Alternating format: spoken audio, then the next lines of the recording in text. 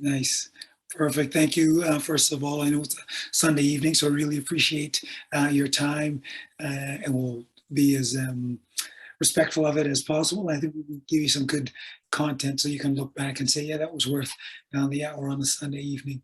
My name's Spencer Robinson, and I'm employed by TIRF. I'm a DEI head coach of youth rugby and belonging, and so I'm welcoming you to this webinar. We were fortunate enough to receive a grant from one of our partner organizations, SIRC, Sport Information Resource Center, and we want to thank them for their support. So our whole emphasis for this is looking at that U14 age group, a group that's usually at the beginning of their contact rugby, and making sure that we equip them with the best knowledge and technique, as well as parents and coaches, so they can have a long and healthy journey in the game. So we're really grateful for support from SIRC. I'd be remiss if I didn't start with the land acknowledgement, and I'm privileged to do so. So I'd like to acknowledge, or the City of Toronto actually acknowledges that we are on the traditional territory of many nations, including the Mississaugas of the Credit, the Anishinaabe, the Chippewa, the Haudenosaunee, pardon my pronunciation, and the Wendat peoples, and is now home to many diverse First Nations, Inuit, and Métis people. So we want to start there. Agenda tonight, as I mentioned, we're hoping to make it short, sharp, and if you do find things repetitive, that means they're important, because we want to make sure that message gets through. So we've done the introduction and land acknowledgement, talking about Concussions 101, break them up into the 4 R's, and that'll be explained further. Just a quick reference point to equip you as coach, parent, and even player to deal with the issue of concussion. A panel discussion. We're graced to have a chiropractic doctor as well as a candidate here with us tonight. So there'll be a discussion involving those 2 members, followed by some Q&A. And if we have the time and the volume participants, we might employ a breakout room as well, where we'll look at the issue and kind of just a retesting of knowledge, but also a gathering of some insight from you as well. At the end, some safe sport resources will be shared with you, and I'll remind you of our tournament that's happening for youth 14 players next Sunday. Our 7-minute sevens is taking place at Birchmont Park next Sunday. So that's the agenda for the hour. Concussion 101. There we go. So I'm going to start with a read of the definition of concussion as it's currently defined. A concussion is a form of traumatic brain injury induced by biomechanical forces that result in signs and symptoms that typically resolve within 1 to 4 weeks of injury. We're gonna assign you guys right off the bat. But it's a kind of a fun poll. So not only will you have a poll of 5 questions, but you can do that poll while we introduce you to some of the language and the science and study behind concussion. So it's kind of like an open book test. So and we're, of course, being Canadian, going to have a little bit of a hockey theme. So enjoy these next few minutes and the poll as well.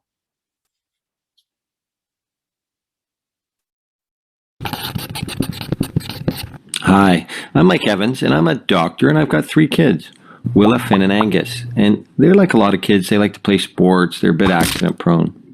So why am I telling you this? Well, I wanted to talk to you about a thing that tends to happen to kids that do play sports or even just have the occasional accident. You've probably heard about it before because of a guy named Sidney Crosby or other famous people. And you see them on TV and they look fine. I mean, they aren't wearing casts or going for surgery, but they're telling you they're not fine. So today I wanted to talk to you about, you guessed it, concussions. Concussions 101. So let's start with the basics. What is a concussion?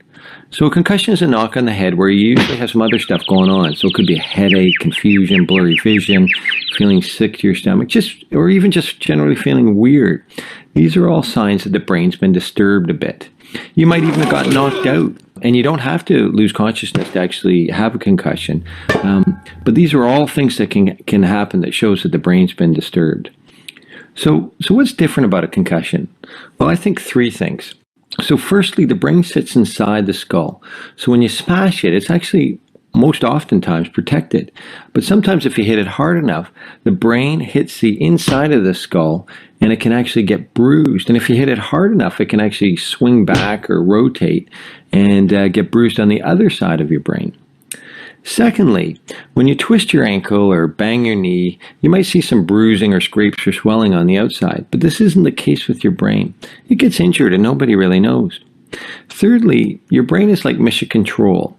It controls things like your balance, your mood, your sleep, your thinking, and your senses.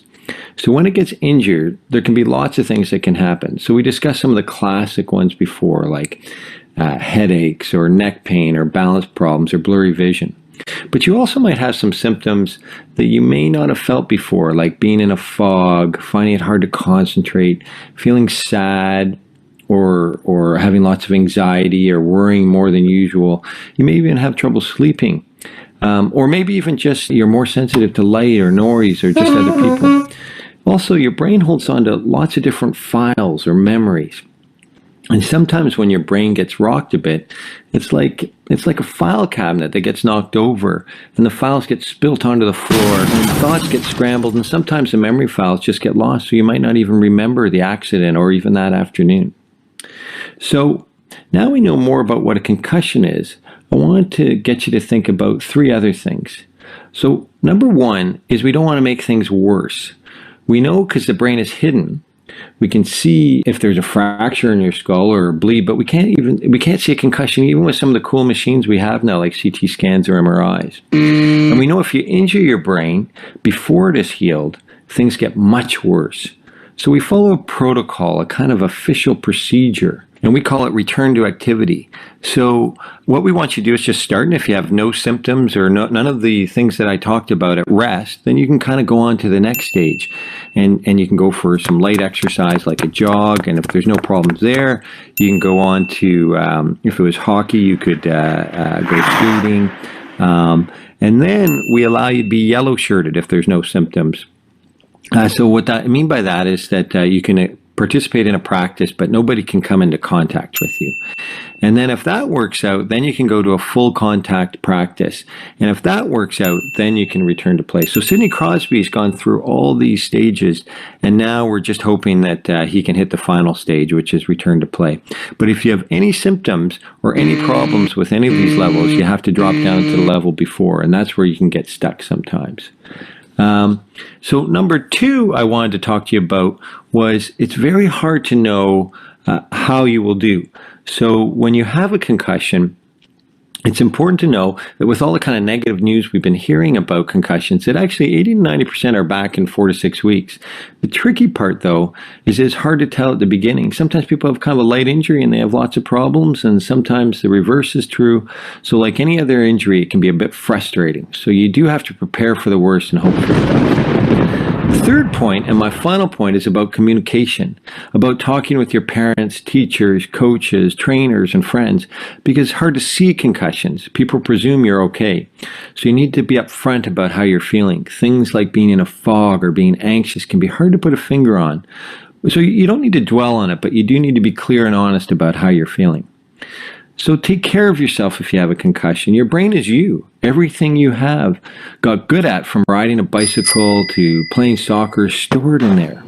All your memories, like a family trip or winning something, are stored in there. All your skills about figuring things out for school or even in life are built into your brain, so you want to keep them running like a Ferrari. So make sure you're clear to return to activity. Keep positive and share any concerns or questions you have with the people that care about you. And take care of that awesome brain of yours. Thanks.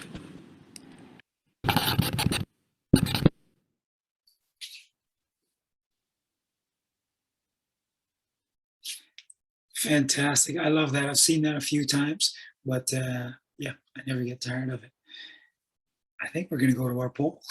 and see how you did on your knowledge. So the first question, the answer was, believe it or not, concussions account for 25.3% of absences from rugby due to injury. So that's a quarter of the injury. And that's why, when we see stats like that, we think that we've got to be part of not just a solution, not just a recognition, but hopefully making the game better. If we can reduce that number in any way, or even make people more aware of that number. And I bet that was a surprise for, there was about 47, or a bunch of us said that, we're probably tied actually between 47 and 25. So that's fairly good. Half of us getting the right answer, but you'd be surprised in some larger groups that that's quite a surprise. So recognizing that an injury, a type of injury, is a quarter of the absences in your sport, I think we take that pretty seriously. If you're in volleyball and it was an ankle issue, that you would make sure that you were either developing the techniques for proper jumping and landing, or the proper equipment to address that. If 25% of the reasons your volleyball players weren't on the court was because of ankle injuries. So that was question number one. Thank you for that. Number two, the answer was all of the above. Where's that question number two? Let me bring mine up. Yes, all of the above in terms of the mechanism of injury. And I think this is really key as well, to recognize the different ways that someone could sustain a concussion. This really hit home to me yesterday. I was watching the Vancouver Sevens, and it was Ireland playing Great Britain, and double tackle one of the Irish players, and right away his head, he didn't collide with anyone. It wasn't contact, but the way he was kind of whiplashed to the ground. This is an international rugby player. He had some issues. He was a little bit groggy, but the referee stopped the game immediately. Players gave him some space. Physios came on. He walked off the field under his own power, but the recognition piece and the reaction of the group, the announcers and everyone on the field is changed quite a bit in rugby. That kind of 7-10 years ago, it would have been play on unless the play went right on top of that person. So that was a good change to see. That was question number two. And on average, now that, I don't know who surprised you with the on average tackle, 156, a little bit of a, not a misnomer, but can be misleading. Players like me, we don't make a lot of that 176 tackles, but other players, bigger players, more aggressive players, I rely on them to make the majority of tackles. But I think the important thing with concussion is it just takes one tackle, one fall, one poor technique, one collision for there to be a possible occurrence of a concussion. So still recognize it, but as a coach or a parent, as a referee, recognizing that there are that many intentional contacts in the game is something definitely that's to be aware of. Question 4, the answer was fiction. Concussions are often misdiagnosed as they have similar symptoms to several ailments. Did I get that right? I think I got that right. Nice, 100%. We are on that. Awesome. Good. And then, in the return to play protocol, where were we? So first, there have to be no symptoms at rest, then start with some activity, then a light practice and what they call yellow shirting, before full contact practice, and then full return to play, full contact return to play. Really interesting for me was the blind signs from that video. So a lot of things with concussion are blind. You can see when someone's got a damaged wrist, it's obvious. You can see the compensation they're making for it in practice. But with concussion, so many things are blind. You can't see the symptoms. So that patience and having that gradual return to play is very important, not just as a teammate, but also as a coach and a parent, to give that player the space and time they need to gradually return to the sport. I think rugby is a great one for saying how tough they are, especially in comparison to a game like soccer. So we tend to push people to mask the symptoms as opposed to say, no, I'm taking this practice off because I don't feel right. So that was great for you. As I mentioned, I love that. So as we mentioned, you can't completely prevent concussions, but as stakeholders, meaning parents, coaches, players, and referees, what we can do is prepare ourselves in the best way. And the number one way for us, and the reason we're doing this short webinar, is that we feel that knowledge is power.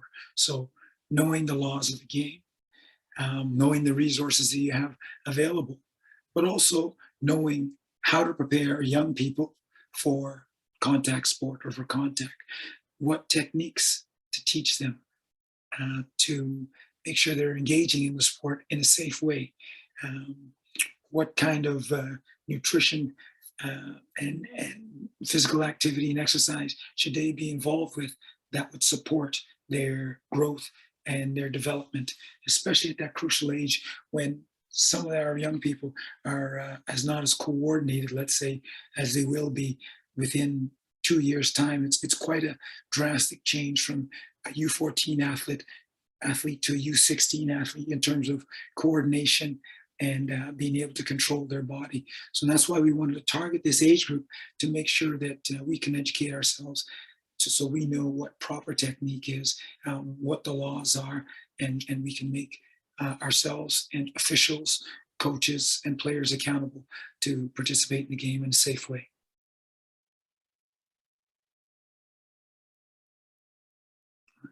So the 4 R's that we're speaking of, 1 is to recognize, 2 is to remove, 3, refer, and then finally the 4th one, which we're all looking for, is that return to full play. So recognizing the signs of and symptoms of concussion. Again, it's this platform here to help you guys and us here recognize the signs of concussion. But we also want to empower you not to ignore your basic senses of what you saw, what you heard, what the player is telling you, what you hear. So recognize that, and some of that recognition might mean that there is an immediate removal of an athlete because you've seen a head clash, because you see someone is a little bit not right in the game. So recognize the obvious one, if someone's lost consciousness, or maybe there's a blood coming from a head injury. Those are easy, as well as we'll share with you later on. Other drastic signs, but the soft ones, you knowing your players or your children well, will help you in that first R. So recognizing. The second one, remove, self-explanatory. Don't take any chances with an athlete's health, with their future. If you feel in any way that they're been compromised, they might have a concussion, best thing you can do is remove them. Refer them to a licensed healthcare professional. If in doubt, they will get the professional advice to say, yeah, you've suffered a concussion. This is your step back to recovery, and our 4th R, our return to school life and ultimately play. Because as we mentioned, symptoms and the gradual return from a concussion will be a step-by-step gradual introduction, and the athlete will have to be able to cope with things that might affect their school life, like screens, or their general life, like bright lights. So, but having that managed through a return to play protocol and reference by a medical practitioner is definitely the best way to go for me.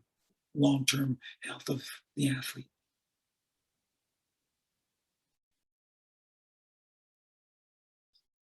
Nice. There we go. There's our panelists tonight. We have Abyan Chowdhury and Dr. Scott Dunham.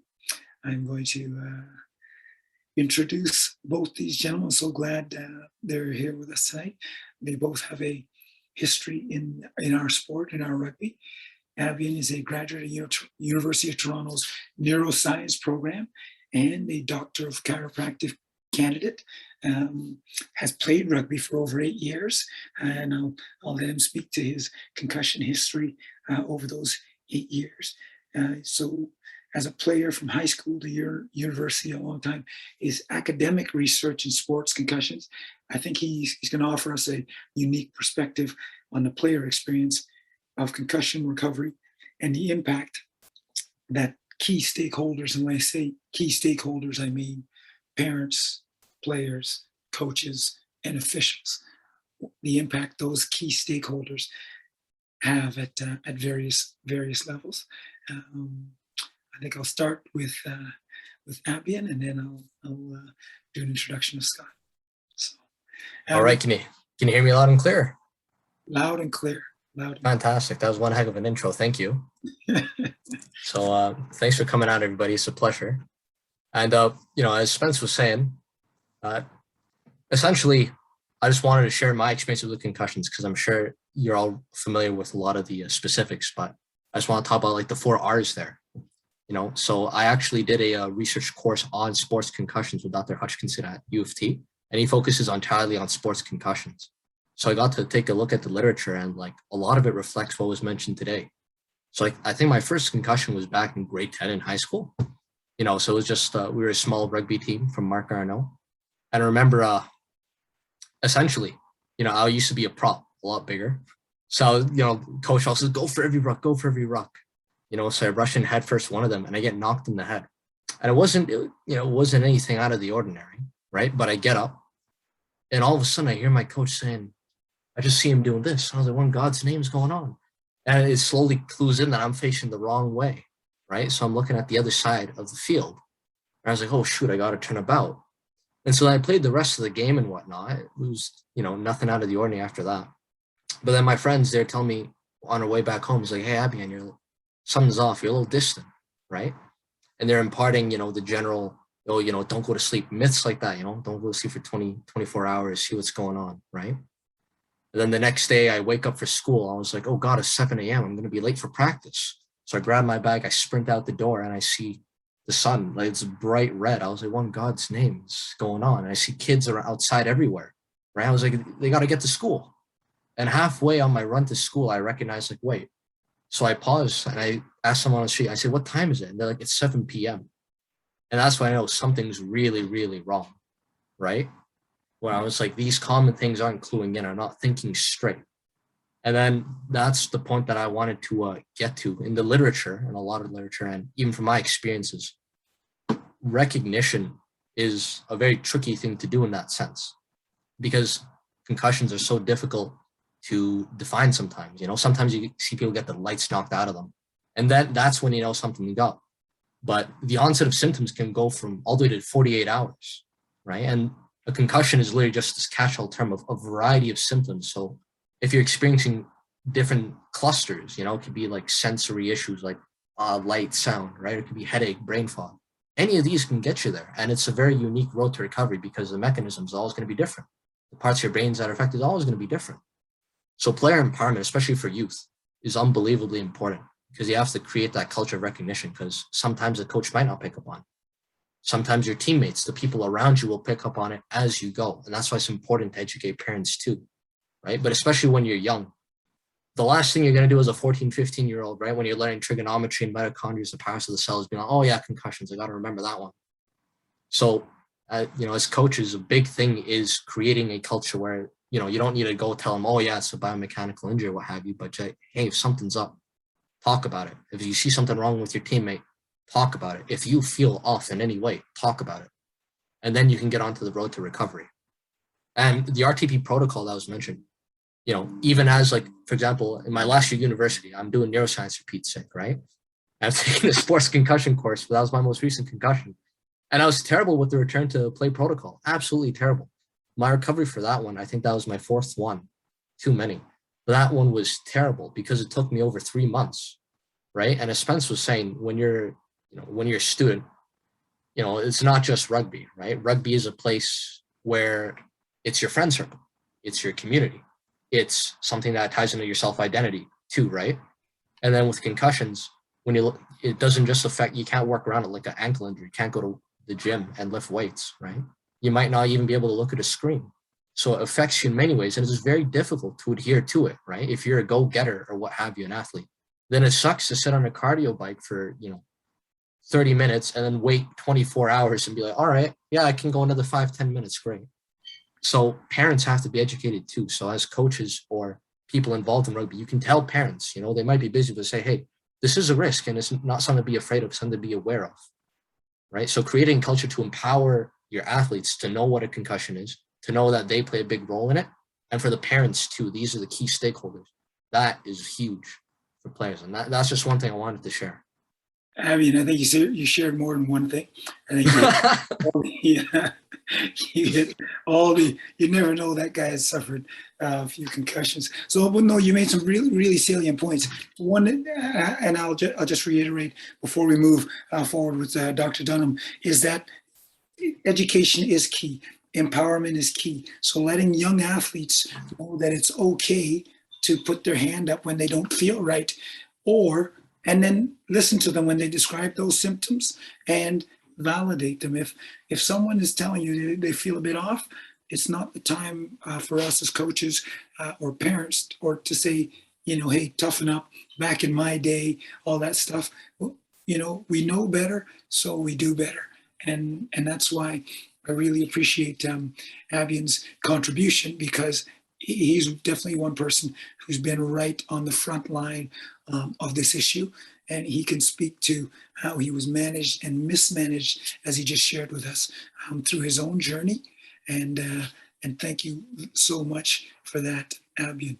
I want to just switch gears just slightly and move on to Dr. Scott Dunham. He's the Director of Education at the Canadian Memorial Chiropractic College here in Toronto, previously holding faculty positions and running a multidisciplinary healthcare facility treating athletes. He's played for Balmy Beach Rugby Club for over 25 years, winning 5 McCormick Cups. He's also a member of the Ontario Blues, capturing 4 McTier Cups, national champions, and as well as touring South America and captaining Ontario on occasion. Scott's played for Canada, Canada A, and with the 2006 Tour to New Zealand being a career highlight for him. Well, currently Scott's playing with Balmy Beach, still playing, and dedicates his time as a board member for Rugby Ontario. So without further ado, Dr. Scott Dunham. Hey, thanks a lot, Spence. Everyone can hear me all right? Sorry, I'm still a little sore trying to chase after guys half my age yesterday on the field. I just wanted to talk about a couple things here tonight, and then I work best off of questions and things you want to me to go more in depth about. The first is about the culture shift. Having played club for 25 years, and within that rep rugby for probably close to 15 of those, I have seen that culture shift that was alluded to, from the hiding of an injury to the culture of disclosure, of being proactive, of revealing things for the betterment of yourself and for the betterment of the team. And it's refreshing, especially as a healthcare practitioner, to see that as a shared responsibility model of the athlete, the coach, the parents, and the governing body too. Now I'm on the board side of Rugby Ontario. There's a shared responsibility with World Rugby, with the laws that they implement and how it's refereed nowadays, light years from when I started, to the organization as a whole, to protect its athletes and the sport too. So I think those two things have been key, the shift in culture amongst teams and amongst athletes, and also accepting the fact it's a shared decision making when injuries take place, and shared responsibility when it does come about, unfortunately. I love that you played Mike Evans' video at the beginning of this. You can go down a YouTube vortex watching his videos. There's a great one on 23 and a half hours if you get a chance to look that up. But I wanted to pick up on the Sidney Crosby example that he mentioned. So this is a number of years back. Sidney Crosby fell into this subset category where athletes don't respond well to just rest. And we see that where there's, most concussions respond pretty well to the rest and the recovery and the progressive thing. And he was an odd one because he was such an exceptional athlete. And it was actually chiropractors and neurologists working in tandem that figured it out, that he actually had to rehab it like a regular injury where you impose more stress on the system. So they put him into a gyroscopic simulator. They threw flashing lights at him and they overstimulated his sensory system. And that's what led to the developmental changes. So, you're seeing a lot of these concussion-like programs coming out, Shift, and there's a couple of others out there. And they're very good for those individuals who get stuck in their concussion return and aren't following that same protocol as expected, where you flip it on its head on the other side and start training it and rehabbing the injury, much like a sprained ankle or pulled hamstring or whatnot as well. So it's been very interesting to see how the research has come along. It's been very interesting in 20, 25 years to see how the law changes have adapted. But the most important thing I keep coming back to this is the culture of reporting of injury and a culture of practicing the basics. And it does come down to it. Even when I was playing national team and meeting people who were playing professionally, they still did one-on-one tackle practice regularly through the season just to keep the mechanics, keep that muscle memory, because really avoiding those head knocks and those improper body positions is the best way to keep concussions out of your health history. So I'm used to rambling on for hours, but I'll turn it over to you, Spence, and you can fire questions. Well, that's awesome, Scott. There's no rambling in there. There's so much to pick up on. And just at the end there, you mentioned history. What is your history with concussion? And then maybe just give us a snapshot of how it was dealt with in the past. And then now with your new professional lens, how did we fail our athletes in the past, and what are we doing to address it currently?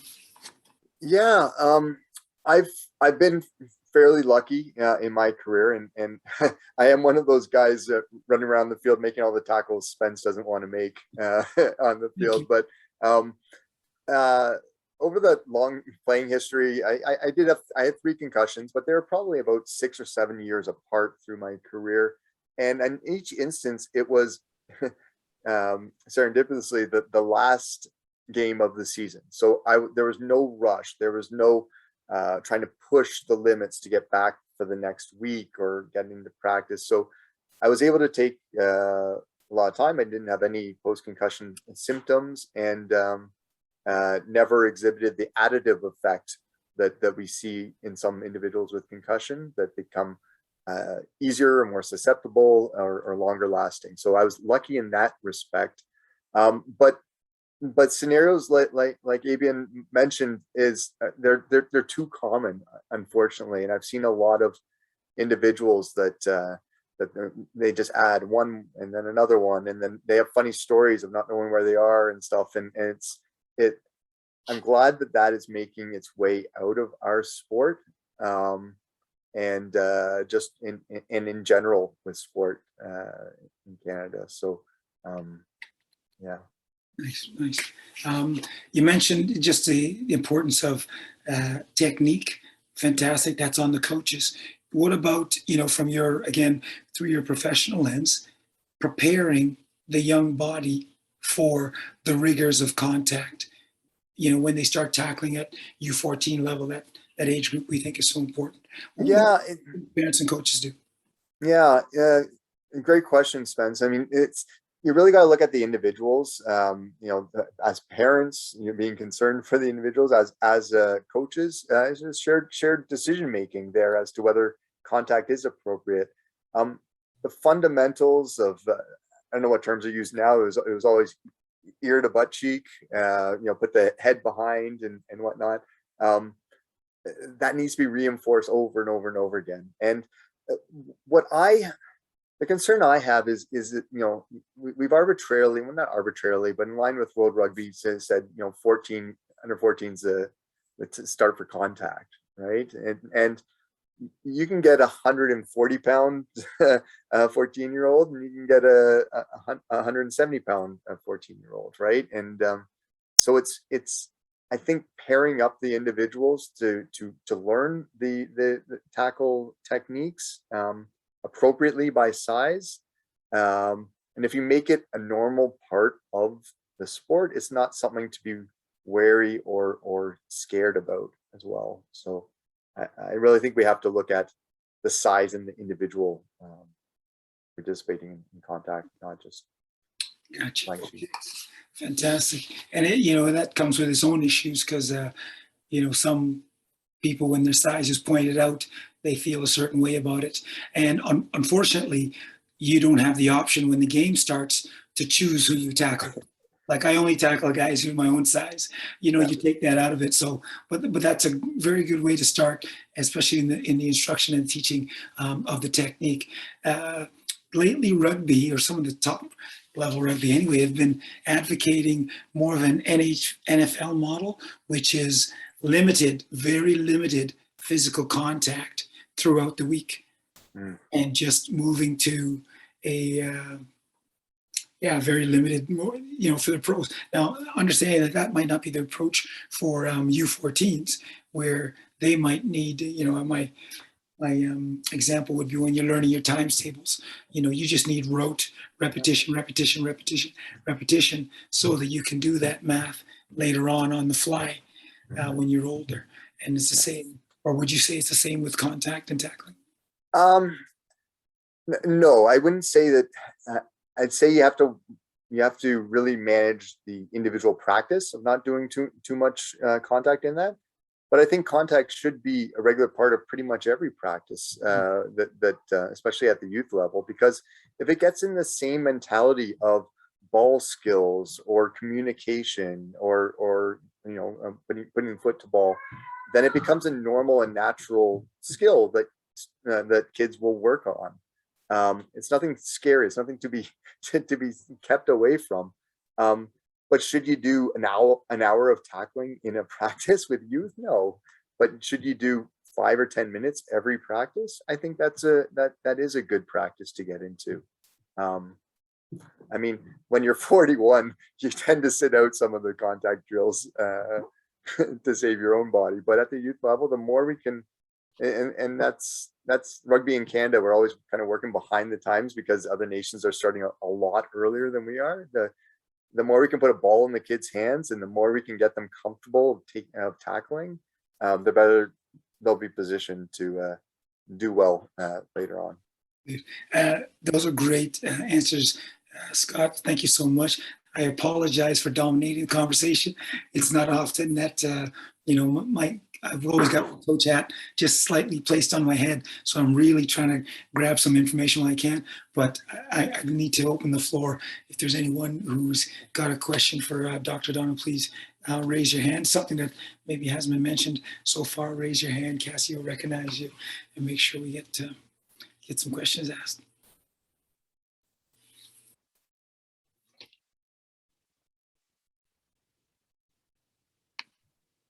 This always happens. I always take all the best questions. All right. Okay, perfect. Good. Oh, I got a question in the chat there that I'll answer from Maria. Did rugby have anything to do with me becoming a chiropractor? Yeah, absolutely. And this isn't a sales pitch for our profession or our school, but yeah, it definitely drove me to it. I had some neck injuries, and chiropractic in combination with some strengthening and adjusting my practice of tackling got me through and led me to this career, to be honest. Yeah, and I'm not advocating for chiropractors as a whole. If you have a great physiotherapist, if you got a great athletic therapist, great massager, like, it's just important to have your support team ready and know you before the injuries take place too. Those relationships are extremely important for youth and for adults playing this game.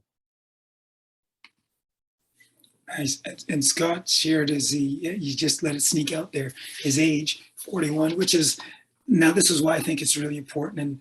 And that here's a 40-year-old man who's been playing rugby for, I'm assuming, several years, let's say since his first year of high school, involved in a contact sport, has suffered 3 concussions that he's been able to manage and return back to full health, and now is a medical profession dealing with the care of the body and still playing the sport. So it's almost a poster child for selling the game of rugby and the value of contact sport, and how it can, in many ways elevate your life, not just through physical literacy, but just learning what you're capable of, what the body's capable of.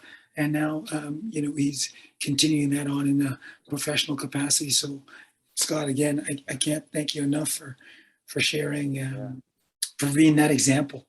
Well, it's the sport itself, right? Like, I don't need to tell you how great it is because you guys are here on a Sunday night. But it's the adversity that you do face, and the camaraderie, and like the challenges, and overcoming those things, makes you better.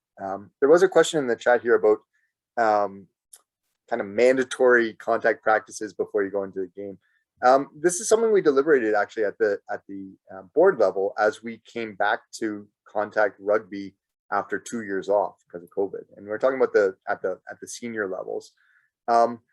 We decided not to mandate it, but we did institute and we used World Rugby's 6-week return to contact program, which is phenomenal. It actually aligned really well with the sanctioning, the RTP process for clubs, and in line with the COVID restrictions as we work towards phase 3 and now contact. Yes, I totally agree that kids, adults, anyone needs to get their shoulders dirty, as we say, through some contact practices. And we put out a recommended 6-week program involving bags and then drills and then games and stuff to get ready. The professional teams do it in Europe. It's actually longer than 6 weeks, but I don't think it should be mandated. I think it should be encouraged, and I think it should, like I said, if you make contact just part of the regular aspect of the sport, it doesn't become this scary thing that you have to address in level. School boards are still really scared of the contact nature of it, but with proper training and with the regular practicing, it's just part of the game. Nice. Yeah, summer vacations. No, I hear you, Maria. Yeah. One thing. Oh, sorry. You go, Scott. Yeah. Sorry. One thing I've noticed, my kids are actually in soccer this year because we had a credit from 2 years ago, and now it's coming to fruition. But they do a practice and a game at every session. So I know at various youth levels, we have practice night and you have game night, and somehow those vacations tend to impact the practices a lot more than they do the games, right? Because the games are the most fun. So the way that ECR soccer is set up is that they have, it's kind of a 20-minute practice before every game for the kids. So that's another thing that I love to see is when you start like kind of intermeshing and making it symbiotic with practices and games, then it's not the boring practice that you work at and the fun game that you play. So if you can pair them up or take components of both, I think it's you'll get more buy-in that way as well.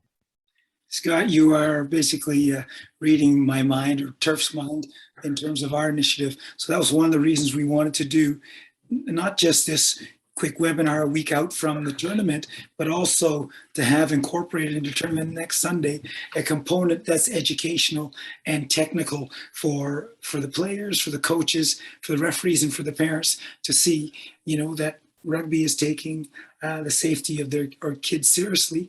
And we know that there's a way to get better. So, moving forward, those are things we want to do. We want to have a component of education or practice along with our games and competition, because we got a captive audience. And we think it's the most important time to incorporate those. So that's directly behind the initiative of why we wanted to do this webinar a week out from the tournament, and then the tournament to incorporate an educational component.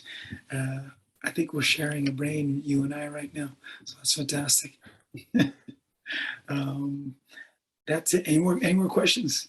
Yeah, there's another Yeah. question in here. They're asking, how do you deal with teammates or colleagues who play off the seriousness of possible concussion-related injuries, so as to keep everybody safe, but not to poison the team or work environment? Abyan, do you want to answer this one, or I feel like I'm hogging the mic? I mean, I was just really surprised at that question. I was like, wow, that's a really good take on it, because, we were all just really focused on, how to coach, but we didn't, nobody really asked to that. That's why I was taken aback. But I think it really does come down to putting your foot down, at least for me, right? Because that was something that, especially, and this is general, it's not a generalization to all youth, right? But at least in my group of, teammates, when we were in grade 9 to 12, right? Everyone's all gung-ho, we'll say, oh, shake it off, Even the coach is like, yeah, getting hit is bad. We all know it's bad, right? Doesn't matter what age you are, at some point, you're not going to listen to logic in that sense, right? So I think it's really about putting your foot down when somebody, and it's tough, right? When somebody does play off and be like, oh, come on. That's not tough. They could do it for so many reasons. They could be insecure. There can be toxic masculinity, what have you, right? But it's really about saying, nah, it is serious. And especially in youth athletes, it does take, it does take a level of maturity to say that, right? Especially when, you have a group of teammates and someone's being really outspoken, people are going to shift their opinions to whoever's talking the loudest, right? It's just a tendency. So that's why I think, once again, as a coach, especially, right, to set the tone, to give a backbone, for an athlete who wants to, put their foot down in that sense, that sets a great premise, because then you're not the only voice shooting down to the void. You have this figure of authority, that you trust, that's a mentor in many ways, saying this, so it's not just you reverberating and it's coming off louder and then it spreads. That'll be my take on it. Brilliant. And just to follow up on that, Abyan, just because you mentioned that leadership component.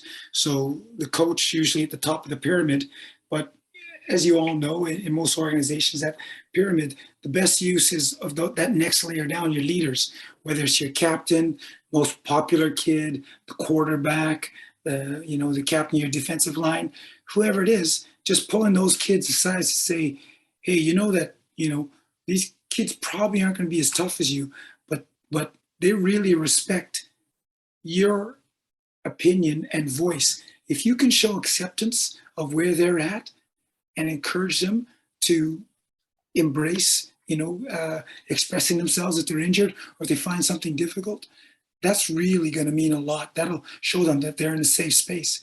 If you're one of the guys who doesn't mock someone when they take a hard hit, that will really build the culture of this team. I need you to do that for me. And I've found anyway that young people, all they need is a direction, and then they're empowered, and you'd be surprised what you can get them to do. But as the adult in the room, you've got to recognize it first and recognize this great question and see if you, in your role, can really enhance the development of that positive environment and looking towards injury and concussion-related injuries.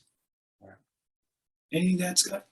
No, it has to be a bottom-up, not a top-down approach to safety and safe sport. There's a question from Angela I'd like to tackle here, to use a pun, to tackle, but she was asking about and we've all had those kids. One of mine is in that current awkward stage of not knowing where the body is, and at what point do we say just you're not ready for contact? And that's a tough one, because this is really individualizing the coaching aspect and individualizing the safety of it as well. We know kids develop at different rates. You got 8-year-olds who know where their body is and are very controlled and everything else, and you got 14-year-olds that are still tripping over their own feet and growth spurts and everything else we got to navigate. As long as they're getting the fundamentals and the basics right and not putting themselves in harm's way, I'm personally fine with kids figuring it out as they go. Kids are more elastic than us older folks.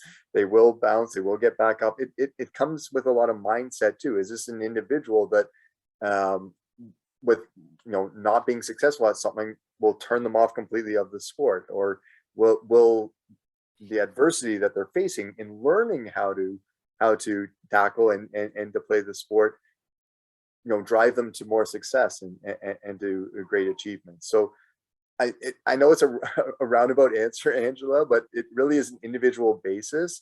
But I'd say that even if they're not doing everything correctly, if they've got the basics right and they are not putting their head in particular in harm's way, let them go, let them do it improperly, and let them figure out if they love the sport and want to continue to try and fail and get back up and do it again, because that's where the learning is, right there.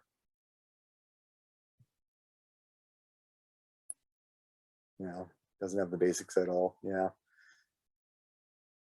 You're in a tough situation, because we are in like a pay to play model, and if individuals are paying, they expect to play, but it's a shared decision making, as mentioned. So I think real conversations have to take place between the athlete, the coach, the parents, maybe the organization as well, to really ascertain whether this is an acceptable risk that the athlete and their parents are willing to take on, if they truly are not ready.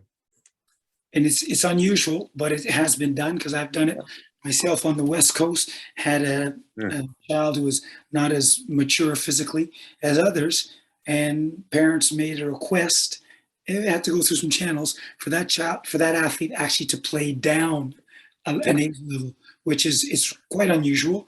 But literally, this player was not a physical threat to any younger player, so it was accommodated. I think this was at U16 level out there, and it kept that older player in the game a little bit longer, and to find out if it was a good fit for it. But it needed the cooperation of clubs and administrators to make that happen. And I'm not sure if that's an option for you, Angela, but that's one thing.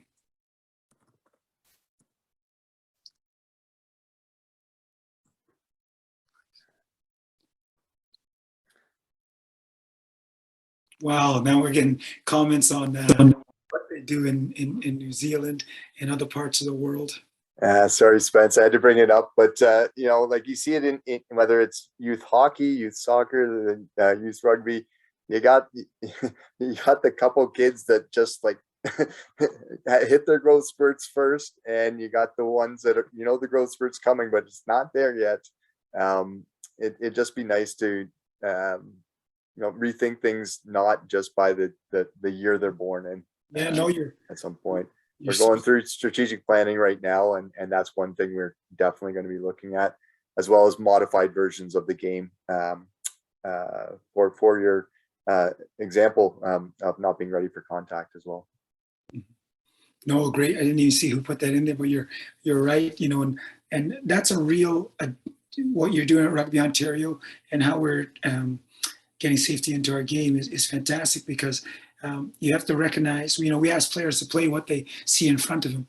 And then as coaches and parents and administrators, we also have to look and see what we have in front of us and figure out what's the best way to protect these kids or keep them safe, and then keep them as lifelong learners. This I can go on, as you know, or you might be sensing, because number one, because I love rugby, so I love this kind of discussion. But I just wanted to take time to, first of all, thank you all for being a part of this evening. Just being here and shows your commitment to the sport and to young athletes. We think it's very important, this age group, and that's why we started this whole process. So the learning and the knowledge that we've been able to share with each other through the discussion, but also through the presentation, we think is vital for recognizing what concussions are, traumatic brain injuries, but also recognizing that when we treat them properly, our young athletes can return to play and have a long involvement in this great sport of ours. So it's up to us as stakeholders to not only, recognize, remove, refer, and then get them to return on that pathway, have that knowledge, but not be shy about sharing it or acting on it. So we've given you a little bit of power tonight in this presentation. We hope to give you some more next Sunday, the 26th, as part of the tournament. And really what we want to do is not build a greater and safer sport, but lifelong rugby players. So Cassie is sharing some resources up on the screen with you. We'll also make sure we send that out to you guys. But big thing is next Sunday, Birchmount Park Stadium, Birchmount Road, and short tournament, 9 till 1 p.m., 7 minutes, 7. So every game is only 7 minutes, no half time. It's basically like hockey shifts in there, and interspersed in that, quick little work with referees and coaches, just really informative. And we got the players there as a captive audience to make sure we really drive home the message about being safe. And if you do happen by chance this has come to a head injury, what's the proper treatment so you can have a safe return and a long career in our game should you choose to. So once again, I can't thank enough Abyan Chowdhury and Dr. Scott Dunham for their contributions tonight. I can't thank enough SIRC for giving us the opportunity to create this platform for all of you guys in attendance. And I have to, thank TIRF as well for being so supportive of this initiative to make sure that kids are introduced to contact safely and supporting that. So that's it from me. Really, there's some information on the board there. If you need to get in touch with us, any follow-up questions, please don't hesitate to contact myself, Spencer, at turfrugby.ca, or just the organization itself. And I see you as partners in moving the game forward, and I'm really happy with this partnership that we started. So that's it. Thank you so much.